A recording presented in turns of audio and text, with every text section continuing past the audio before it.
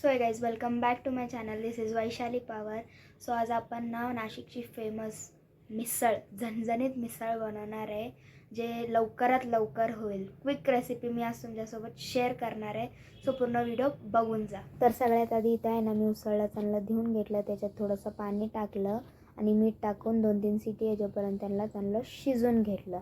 ह्यानंतर नाही तर आपण 2 टमाटे घ्यायचे, 1 कांदा घ्यायचा, आलं लसूण कोथिंबीर हिरव्या मिरच्या घ्यायचं आणि थोडंसं खोबरं. ह्याला सगळ्याला आधी भाजून घ्यायचं.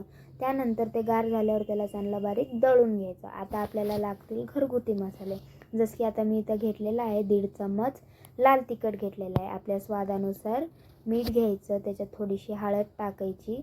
त्यानंतर मला जास्त तिखट लागतं म्हणून मी त्यात आहे ना थोडंसं काळं मसाला पण ॲड करून घेतलेला आहे. तर आता इथं आपली कढई गरम झालेली आहे.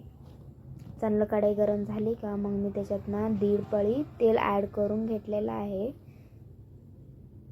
मग ह्याच्यात आपण टाकायचं जिरे आणि राई टाकायचे थोडेसे. मग हे जरा तडतडीत झाले ना, ह्याच्यानंतर आपण सुके मसाले तयार करून घेतले होते ना, ते ह्याच्यात ॲड करून घ्यायचं. सुके मसाले चांगले भाजले गेले ना, चांगलं भाजून घ्यायचं त्याला 1-2 मिनटं. चिटकू नाही द्यायचं, नाहीतर ते कढईला थोडे चिटकून जाते. मग ह्याच्यात ना आपण जे केलेलं टोमॅटो आणि कांद्याचं पेस्ट होतं ना, ते पण ॲड करून घ्यायचं आणि त्याला 2 मिनटं असं चांगलं फिरून घ्यायचं, नाहीतर ना ते चिटकून जाईल खाली. ह्याला ना 5 ते 10 मिनटं चांगलं भाजून घ्यायचं, काय म्हणजे त्याच्यातला कच्चापणा निघून जाईल.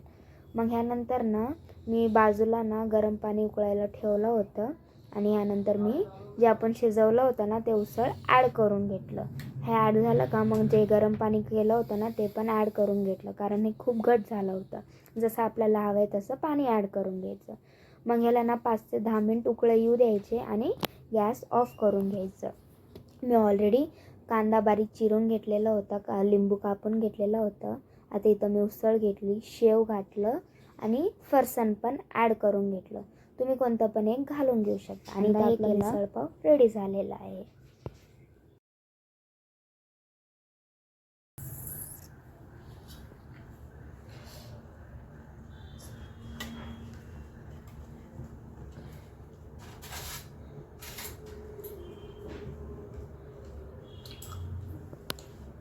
एकदम छान बनले, एकदम मस्त बनले.